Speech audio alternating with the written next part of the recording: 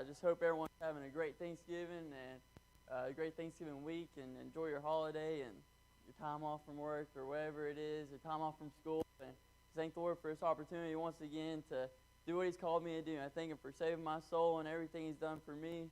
I'm going to go ahead and start. I'm being 1 Samuel chapter 17. I'm beginning verse 30. It says, "And he turned from him toward another, and spake after the same manner. And the people answered him again after the former manner. And when the words were heard which David spake, they rehearsed them before Saul, and he sent for him. And David said to Saul, Let no man's heart fail because of him. Thy servant will go and fight with this Philistine. And Saul said to David, Thou art not able to go against this Philistine to fight with him, for thou art a youth, and he a man of war from his youth. And David said unto Saul, Thy servant keep his father's sheep. And there came a lion and a bear, and took a lamb out of the flock. And I went out after him, and smote him, and delivered it out of his mouth. And when he arose against me, I caught him by his beard, and smote him, and slew him. Thy servant slew both the lion and the bear, and this uncircumcised Philistine shall be as one of them, seeing he hath defied the armies of the living God.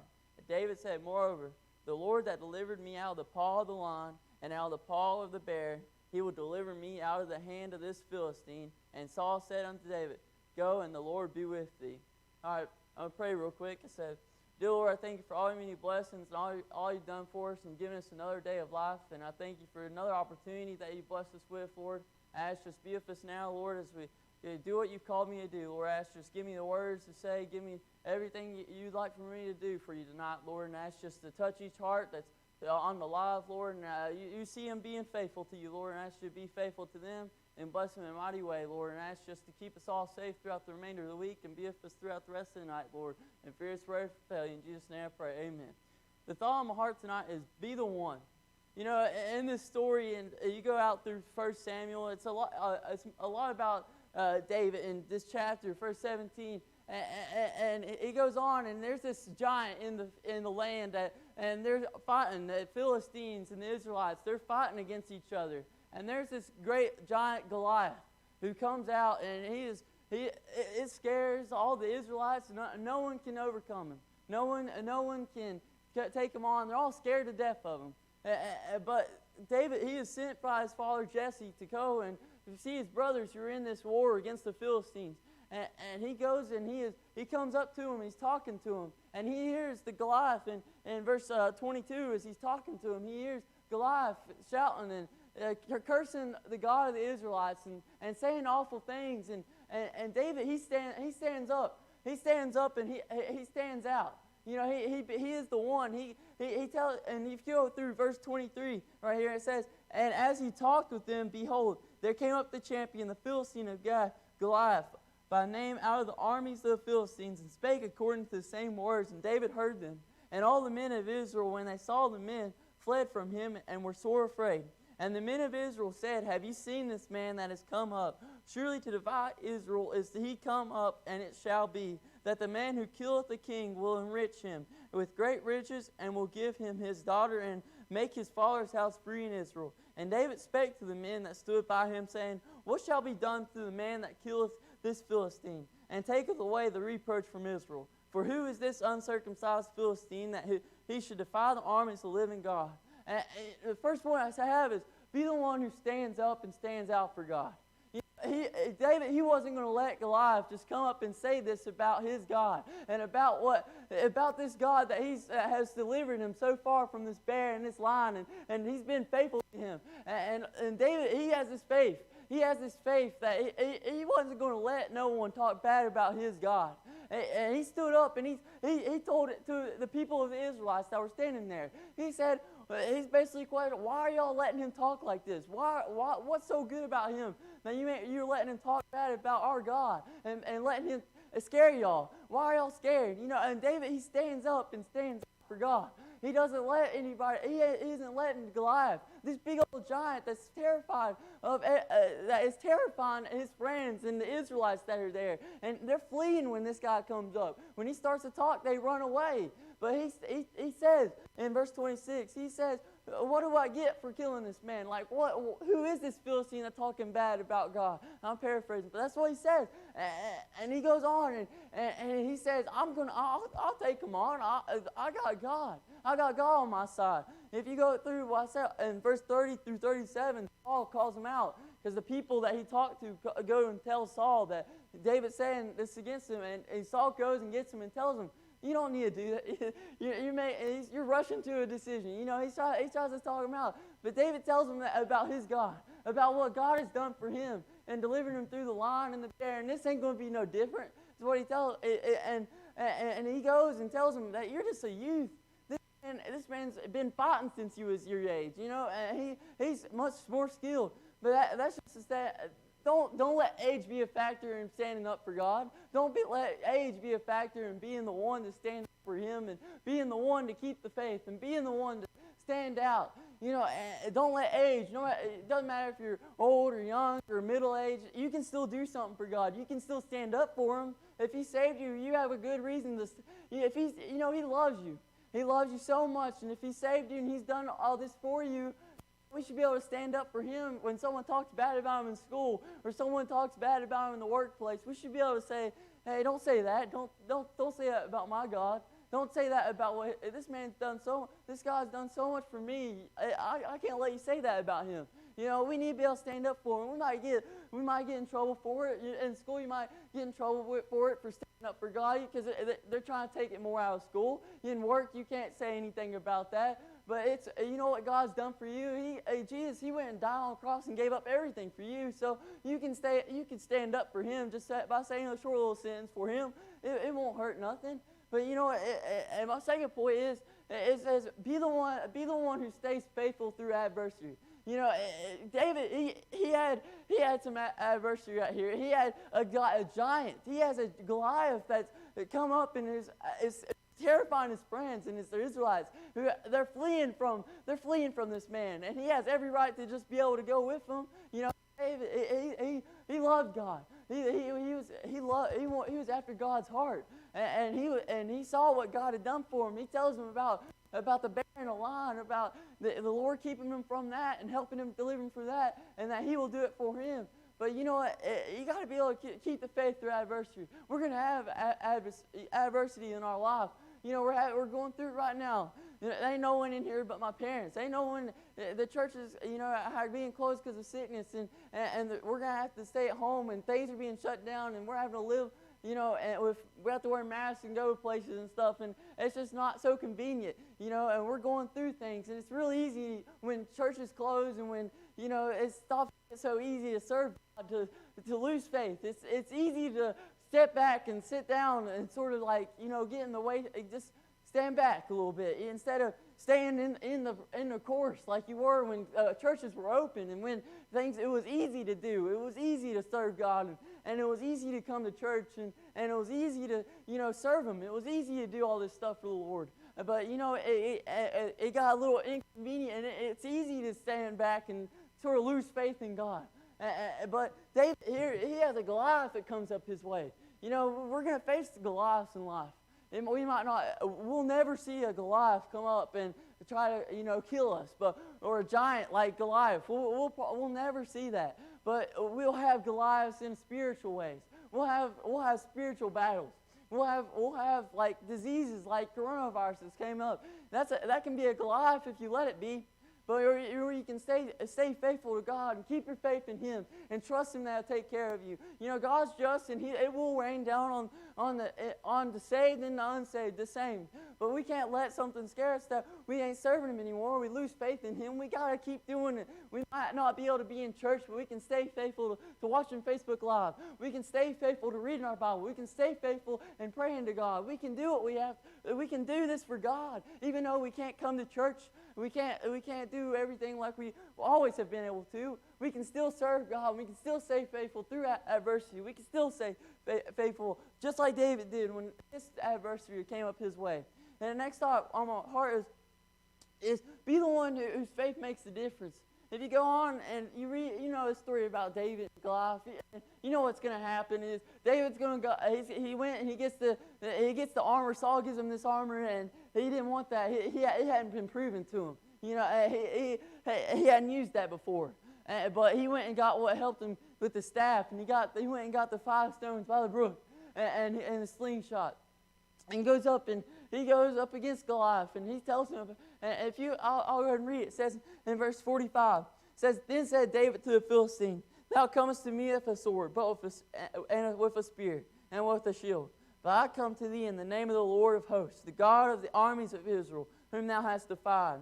This day will the Lord deliver thee into mine hand, and I will smite thee, and take thine head from thee. And I will give the carcasses of the host of the Philistines this day unto the fowls of the air, and to the wild beasts of the earth, and that all the earth may know that there is God in Israel. And all this assembly shall know that the Lord saveth not with sword and spear, for the battle is the Lord's, and he will give you into our hands. And it came to pass, when the Philistine arose and came and drew nigh to meet David, that David hasted and ran toward the army to meet the Philistine. And David put his hand in his bag and took thence a stone, and slang it, and smote the Philistine in the forehead. And that the stone sunk into his forehead, and he fell upon his face to the earth. So David prevailed over the Philistine with the sling and with the stone, and smote the Philistine and slew him. But there was no sword in the hand of David. Therefore David ran and stood upon the Philistine, and took his sword, and drew it out of the sheath thereof, and slew him, and cut off his head therewith. And when the Philistines saw their champion was dead, they fled. And the men of Israel and of Judah arose and shouted and pursued the Philistines, until thou come to the valley and to the gates of Ekron. And the wounded of the Philistines fell down by the way to Sharem, even unto Gath and unto Ekron. But you see here, David, he kept the faith. He was the one that stood up for God. And he was the one that kept the faith during adversity. And it paid off, and it made the difference. It made the difference. His faith in God, and he was the one that stood up for God. He was the one that God was waiting on to show up, and God made a big difference through David. He showed up, and you see in verse 52, it helped the people that was around him. If we'll just be the one that stands up for some time. Some people aren't as confident and as bold. If we can just be bold and be the faithful one, and the one that stands out, the one that stands out, and the one that stands up for God, it'll help our brothers and sisters that aren't as bold. It'll increase their faith in God. It'll build him up, and they'll go with you. When David defeated Goliath, it wasn't the stones, it wasn't his slingshot, it was God, because he came with God. He had God with him, and God was the one that helped get David defeated. It wasn't nothing in David, and David would say that God did that. He would say that, and it made a big difference in the Israelites and the Jews, the Judas, and they built their faith up, and they went and pursued him after God was dead. They pursued the Philistines and chased them out and went all the way. But be the one who makes the difference. Be the one who stands up. Because it can help the people that's around us, that they're just waiting on someone to come by and lift them up. That was what they needed. They needed someone to stand up against Goliath, and someone that could slay him. And David, with the Lord's help, did that. And that helped them to go and chase him out and win that victory right there. If we could just stand up and be faithful and stick the course, if we just keep God, like he said, that it was the Lord who had the battle. He said in verse 47, it says, "And all this assembly shall know that the Lord saveth not with the sword and spear, for the battle is the Lord's, and he will give you into our hands." Anything we face in our life, if we just give it over to the Lord and let him fight our battles for us, it'll go a lot better than us trying to handle it ourselves. We're not meant to take and go through this life alone. We're not meant to go through this life and try to take everything and put it on our shoulders, because we ain't going to make it very far.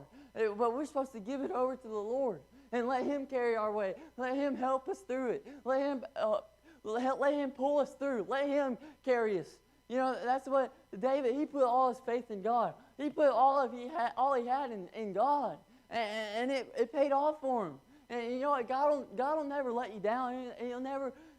He's faithful. He's never going to leave you. He's not going to let you, he's not going to stick you out there in the battle. And he wasn't going to let David go out there against Goliath and just leave him there and let him get killed, because he took God with him. And God, he stayed true to him, and he was faithful to it. And he saw David's faithful to him. And he saw it, and he was stayed true to it. And he helped him fight and defeat Goliath. If we can just be the one like David was, we can see stuff like that happen in our lives. We can see big battles that we've been facing for long times. It could be things that we've been suffering with, for diseases. It can be with our money, or whatever it can be in life that we're struggling with.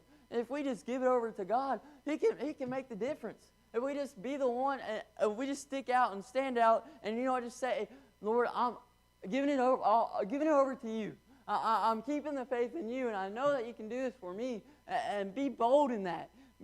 God likes it when you're bold. He likes it when you come to Him boldly and knowing that He can do it for you. And that goes a long way.